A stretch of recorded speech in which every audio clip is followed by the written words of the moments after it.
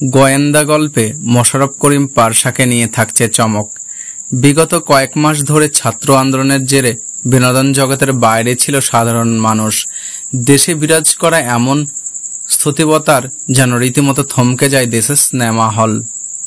OTT platform শুধু তাই নয়, ইন্ডাস্ট্রিজ অভ্যন্তরণেও থাকে স্থবিরতা, বন্ধ হয়ে যায় নতুন শুটিংয়ের কাজ।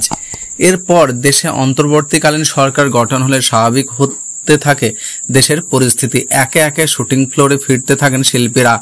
এরই মধ্যে জানা গেল এ সপ্তাহের মধ্যে একটি নতুন ওয়েব ফিল্মের শুটিং শুরু করবেন জনপ্রিয় অভিনেতা মোশাররফ করিম। সেটি হবে একটি গোয়েন্দা গল্প। যদিও এই অভিনেতা ইতিমধ্যেই নাটকের শুটিংয়ে ফিরেছেন। ঘরের শত্রু বিভীষণ নামে একটি ধারাবাহিক চলছে তার। জানা গেছে কয়েকদিন পর থেকেই মির্জা নামে নতুন একটি ওয়েব ফিল্মে শুটিংয়ে ব্যস্ত হয়ে পড়বেন মোশাররফ করিম। ওয়েব ফিল্মটির পরিচালনা করবেন সুমন আনোয়ার। এই পরিচালনা তার গল্পের বৈচিত্র্য দর্শকদের কাছ থেকে পেয়েছেন বিশেষ গ্রহণযোগ্যতা। শুধু নির্মাতা হিসেবেই নন, অভিনয় দিয়েও দর্শকদের মন জয় করে নিয়েছেন সুমন আনোয়ার। সম্প্রতি গণমাধ্যমে নির্মাতা সুমন আনোয়ার জানিয়েছেন এবার একটি গোয়েন্দা গল্প নিয়ে ফিল্মটি বানাবেন তিনি।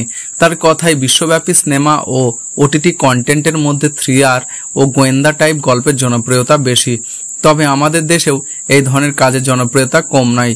মির্জা তেমন একটি গোয়েন্দা গল্প, যে গল্পের মূল চরিত্রই করেছেন মোশাররফ করিম। তবে গল্পের তিনি আহামরি বড় কোনো গোয়েন্দা না।